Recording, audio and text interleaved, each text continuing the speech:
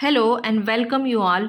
Today we are going to study Urey and Miller's experiment. In the last video we have discussed the chemical evolution of life.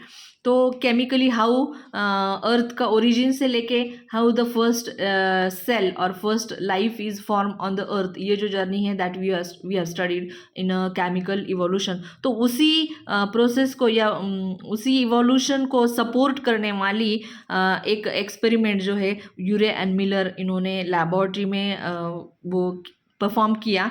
तो उसी experiment के बारे में हम बात करेंगे. सो ये जो एक्सपेरिमेंट है this experiment provided the first experimental evidence in the support of chemical evolution theory of Oparin, जो हमने लास्ट वीडियो में पढ़ी. तो उन्होंने क्या किया, इसके ये एक्सपेरिमेंट करने के लिए लैब में ग्लास apparatus लिया जिसको कहा जाएंगे स्पार्क डिस्चार्ज apparatus जिसको कहा गया. ये apparatus लिया, उसका जो ओवरऑल जो प्रोसेस डायग्रामेटिक प्रेजेंटेशन है ये यहाँ पर दिया है. तो उन्होंने क्या किया, ये apparatus में मीथेन, अमोनिया और हाइड्रोजन गैसेस जो है वो यहाँ पे लिए. देखिए यहाँ पे ये ग्लास apparatus लिया जिसमें मीथेन, अमोनिया और वाटर इन्होंने लिया. ठीक है, हाइड्रोजन गैसेस लिए एंड प्रपोर्शन क्या लिया, 1:2:2. ये प्रपोर्शन में methane, ammonia and hydrogen gases 1:2:2 ये प्रपोर्शन में इस ग्लास चैम्बर में लिया. फिर उन्होंने क्या किया, a tube carrying water vapours was also connected to the chamber. Water vapour, यहाँ पे वाटर, बॉइलिंग वाटर है, जो वाटर के वेपर्स है वो वेपर्स यहाँ से लेके जाने वाली, ये इधर से लेके जाने वाली ये एक ट्यूब भी ये ग्लास apparatus को क्या किया, अटैच किया और कनेक्ट की. ठीक है.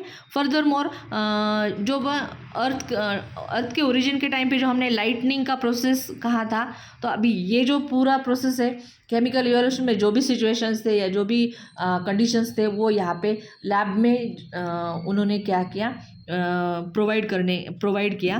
तो उस टाइम पे अर्थ लाइटनिंग भी था, यानी बिजली चमकना. तो उसके लिए उन्होंने क्या किया, लाइटनिंग इफेक्ट के लिए उन्होंने इलेक्ट्रिक डिस्चार्ज, देखिए यहाँ पे एक इलेक्ट्रोड जो है, ये दो इलेक्ट्रोड्स एक दूसरे के साथ यहाँ पे जब मतलब जुड़ जाते हैं तो स्पार्कलिंग हो जाता है, यानी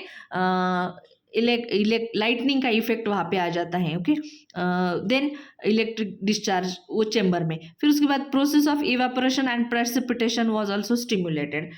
तो इवेपोरेशन के लिए यहाँ पे ऑलरेडी बॉइलिंग वेपर्स वहाँ पे आ रही है. उसके बाद वो जो ये चेम्बर से या फिर गैसेस से पास होती हुई फिर यहाँ से जब आगे पास होंगी तो यहाँ से कूलिंग इफेक्ट देने के लिए जो है वाटर इनलेट और आउटलेट की भी यहाँ पे अरेंजमेंट की ही है apparatus में.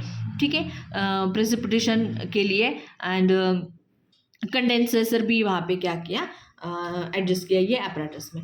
फिर उन्होंने क्या किया, जो मिक्सचर था, mixture of CH4, methane and H2 expose continuously to the electric discharge for several day. तो यहाँ पे क्या किया, कंटिन्यूसली यहाँ पे इलेक्ट्रिक डिस्चार्ज होने दिया, स्पार्कलिंग होने दी, जो कि ये चैम्बर में पूरे गैसेस लिए थे apparatus में.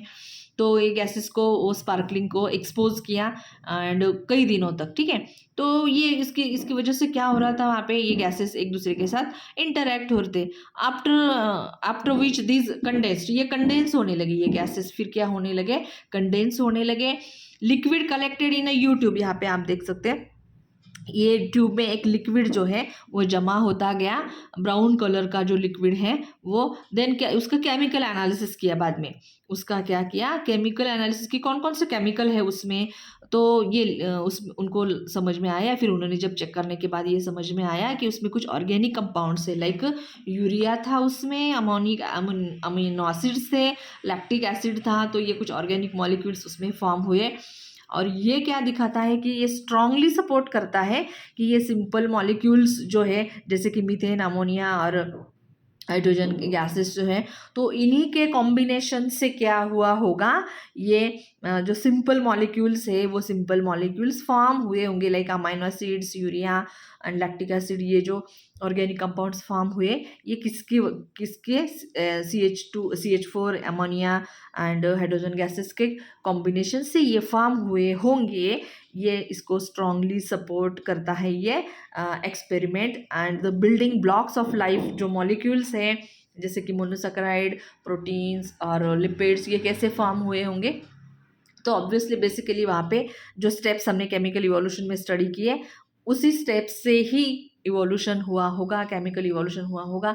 ये इस चीज़ को क्या करते हैं, प्रूफ करते हैं या फिर एक्सपेरिमेंटली क्या करता है, ये एक्सपेरिमेंट सपोर्ट करता है केमिकल इवोल्यूशन को। This is about the Urey and Miller's experiment. Thank you for watching.